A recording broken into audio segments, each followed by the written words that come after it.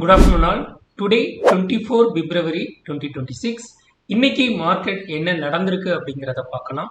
இது ஒரு educational video. இந்த வீடியோல bank Nifty, Nifty and Sensex எப்படி பெர்ஃபார்ம் பண்ணுது, அல்கோல எப்படி நம்ம லெவல் பேஸ்டு ட்ரேடிங் பண்றோம் அப்படிங்கறத இங்க நாம பார்க்கலாம். ஸோ மார்னிங் ஒரு லெவல் நாங்கள் இது ப்ரிடிக்ட் பண்ணோம். அதாவது 23% பிபனாசி லெவலில் மார்க் பண்ணியாச்சு. ஸோ ஆட்டோமேட்டிக்காக இங்கேருந்து ஒரு பை நடந்தது. ஓப்பன் பார்த்தீங்கன்னா 61,144, ஹை பார்த்தீங்கன்னா 64,435, நியர்லி 300 பாயிண்ட்ஸ் வந்து ரேலி இருந்தது. அதுக்கப்புறம் ஒரு செல் சிக்னல் கிடச்சிது. 23% பிரேக் பண்ணோன்னே மார்க்கெட் கீழ் நோக்கி வந்துருச்சு.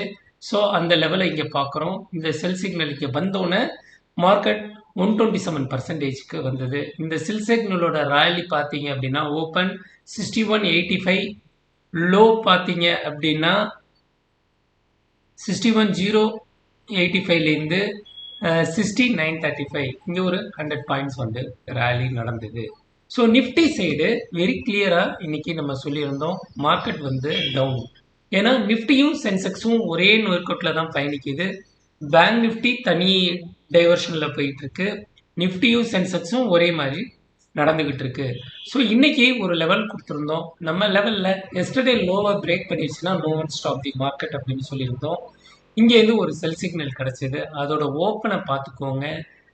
25,571, 571லேருந்து 394, கிட்டத்தட்ட 270 பாயிண்ட் வந்து 4,500,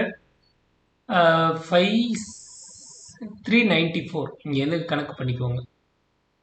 ஓப்பன் 571லேருந்து 394 உங்களுக்கு இந்த ரேலி கிடச்சிருக்கு இந்த மார்க்கெட். அதே மாதிரி சென்செக்ஸும் ஒரு செல் சிக்னல் கொடுத்துருந்தோம். எஸ்டர்டே லோவை பிரேக் பண்ணிடுச்சுன்னா no one stop the market அப்படின்னு சொல்லியிருந்தோம். ஸோ மார்க்கெட் கீழ் நோக்கி வந்துருச்சு. இது லெவல் பேஸ்டு ட்ரேடிங்கை நாங்கள் ஏஐ மூலியமாக ஆட்டோமேட் பண்ணி வச்சுருக்கோம். ஸோ லெவலை நாம் கரெக்டாக கொடுத்துட்டோம் அப்படின்னா அதுக்கு மேலே ட்ரேட் எடுக்காது.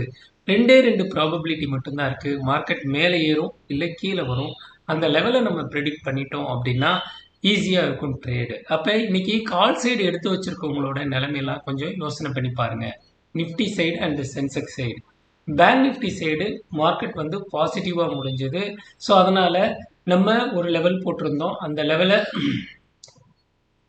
பிரேக் பண்ணதுனால மார்க்கெட் இவ்வளோ பெரிய ரேலி வந்திருக்கு. அப்போ நீங்கள் நிஃப்டியை பார்த்துட்டு பேங்க் நிஃப்டியை ட்ரேட் பண்ணுறதும் இல்லை சென்செக்ஸை பார்த்துட்டு பேங்க் நிஃப்டியை ட்ரேட் பண்ணுறதும் பண்ணக்கூடாது.